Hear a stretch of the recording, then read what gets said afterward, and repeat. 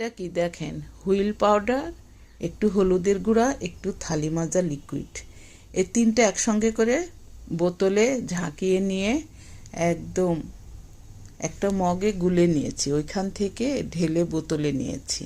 দিয়ে এই বেগুন গাছটায় ছিটিয়ে ছিটিয়ে দিব। যখনই দেখি পাতাগুলো একটু কেমন হয়ে গেছে তখনই আমি এইভাবে সব গাছে দিই। অন্য কোনো ওষুধ ব্যবহার করি না। তো এইভাবে এই গাছটার বয়স কত জানেন? 3 বছর।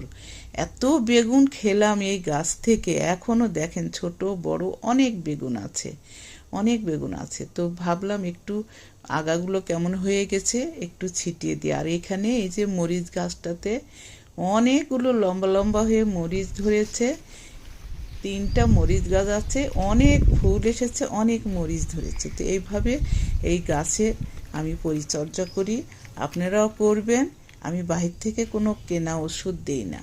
তো যাই হোক, সবাই ভালো থাকবেন, সুস্থ থাকবেন। ভিডিওগুলো ভালো লাগলে অবশ্যই লাইক কমেন্ট করে শেয়ার করে পাশে থাকবেন।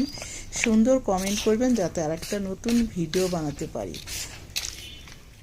এইভাবে আমি সব গাছে 1 সপ্তাহ পর পর কিংবা 15 দিন পর পর আমি হুইল পাউডার, হলুদের গুঁড়া আর একটু যদি বেশি থাকে একটু মরিচের গুঁড়াও দিই, আর থালি মাজা লিকুইড, এইসবই দিই।